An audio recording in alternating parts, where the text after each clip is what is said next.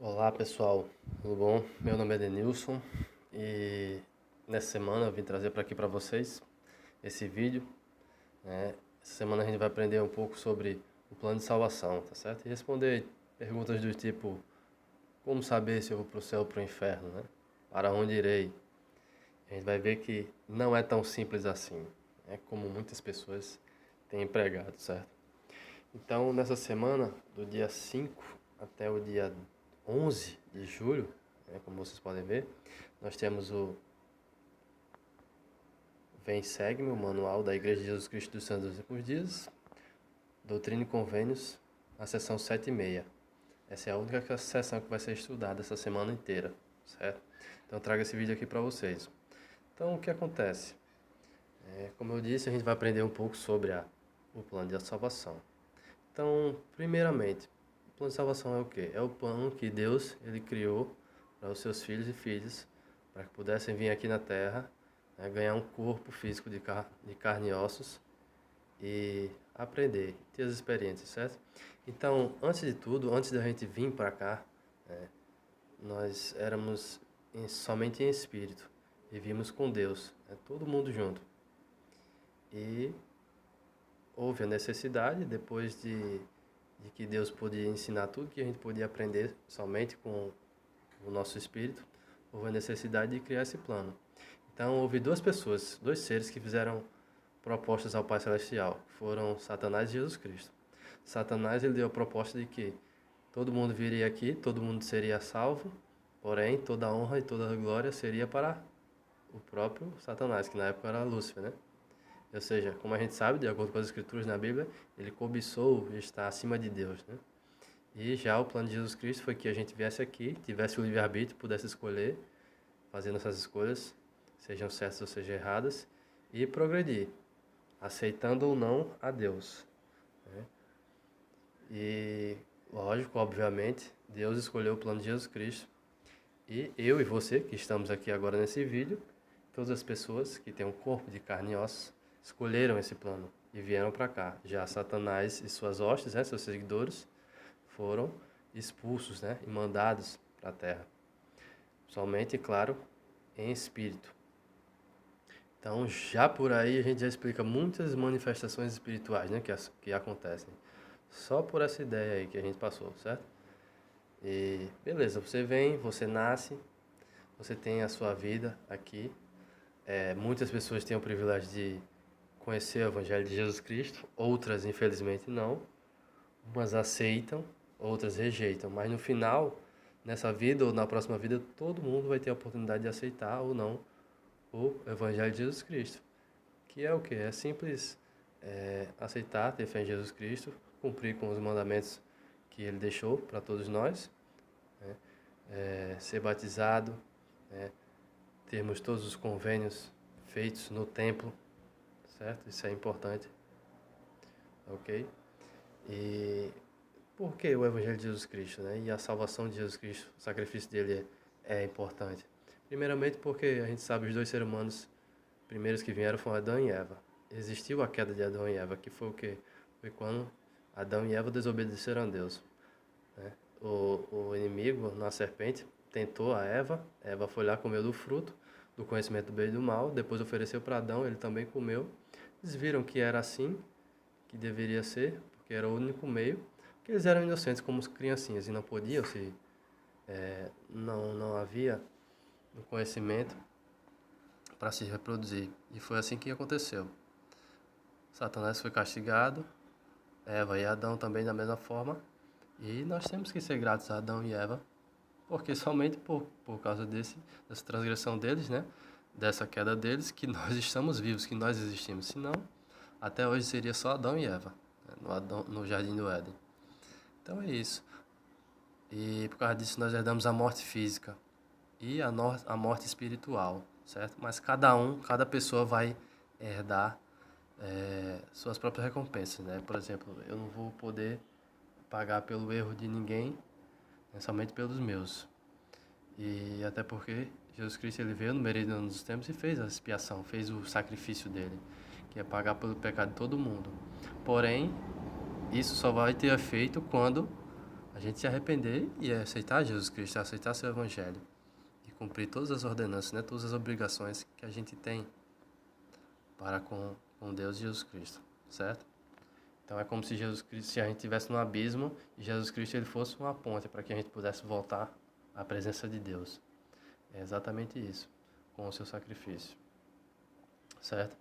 Então, a gente sabe que todo mundo, uma hora ou outra, vai partir dessa terra, né? Vai falecer, vai morrer. E para onde a gente vai? Então, muitas doutrinas, elas explicam, né? Faz muitos séculos aí, que só existe o céu e o inferno. Não é bem assim. A gente vê lá no livro de 2 Coríntios, no capítulo 12, versículo 2, que ele diz assim, que é Paulo, né, fazendo aquela carta lá, a segunda epístola dele aos Coríntios, ele diz que viu um homem com 14 anos, não sabe se na carne ou se no espírito, mas Deus o sabe, assim ele fala, só parafraseando, que teve a visão do terceiro céu. E daí a gente já tem mais ou menos uma ideia. Poxa, se tem o terceiro, é logicamente que tem o segundo e o primeiro, certo? E nessa sessão aqui de Doutrina e Convênios, 76, Joseph ele tinha acabado de sair de uma conferência e foi retomar os seus trabalhos de tradução, certo? Das escrituras da Bíblia. E ele ficou com essa pergunta em mente, junto com o seu ajudante, né? O seu escrivão, que era Oliver Cowdery, sobre isso, sobre o nosso destino depois daqui dessa terra. E o Senhor abriu a mente deles, abriu a visão e pôde, né, ser nos revelado através dessa ascensão como é que vai ser o nosso final. O que acontece? Realmente tem os 3 céus, isso é verdade, para confirmar lá, tem os 3 céus. O primeiro, o mais fraco, digamos assim, é o reino teleste. Teleste, teleste. Depois o terrestre e depois o celeste. Então, no celeste, que é o primeiro, que seria o maior, né? É onde o próprio Deus ele habita, junto com Jesus Cristo, o Espírito Santo e as famílias eternas. E todos os grandes profetas, né? Como Abraão, Moisés, Jacó e por aí vai. Então, essa é a promessa de Deus para todas as pessoas que conheceram o seu Evangelho, aceitaram, guardaram e foram fiéis no testemunho de Jesus Cristo. Às vezes as pessoas pensam, vai ter só profeta e tudo assim, só pessoas top. Não, terão pessoas que foram fiéis a Jesus Cristo. E você pode ver, eu já tenho falado aqui, existem muitas pessoas que foram, viraram martírios e até hoje tem, que aceitam Jesus Cristo. Então essas pessoas, elas vão estar lá, né, de acordo com a sua fidelidade e o seu testemunho de Jesus Cristo, claro. Então, no reino terrestre, não, logicamente Deus não habitará, mas terá visitas constantes de Jesus Cristo. O Espírito Santo vai ser presente, mas também as famílias eternas, elas não estarão lá. Então aqui é bom a gente esclarecer um ponto, que existe a morte espiritual e a morte física, né? Como eu falei para vocês. A morte espiritual é se afastar de Deus. A morte física, todos nós vamos sofrer, certo? Mas a morte espiritual é uma escolha nossa, né? Porque a gente escolhe estar com Deus ou não, né? Se aproximar dele ou não. Então, o que acontece? Existe também a salvação. Isso aí Jesus Cristo ele proporcionou para todas as pessoas que vieram aqui e aceitaram. É um dom, que é um presente que nos foi dado por Deus, certo? Todos nós vamos ressuscitar em ter um corpo perfeito, imortal, de carne e ossos.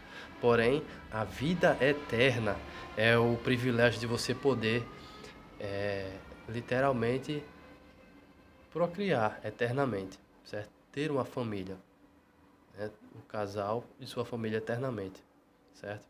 E realmente ser como Deus. Deus espera isso como um bom pai que é, um excelente pai que é, perfeito pai que é, certo?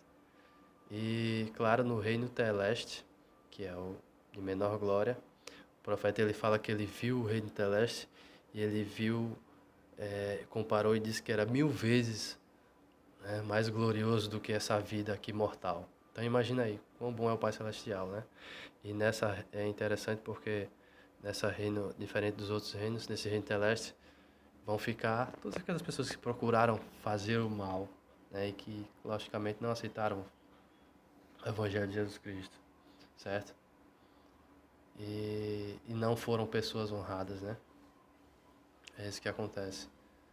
E tem ainda um chamado Trevas Exteriores, um local onde pouquíssimas pessoas vão, porque lá é quando você realmente nega a Deus, como se, por exemplo, se o próprio Deus se mostrar a você, o próprio Jesus Cristo,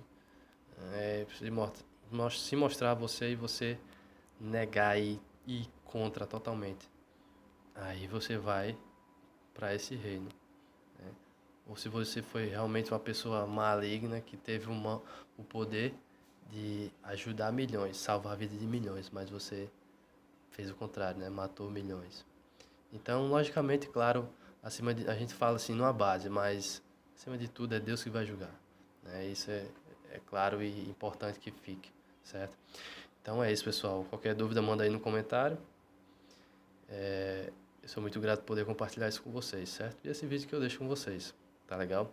Então a gente se vê aí na próxima. Tchau e benção.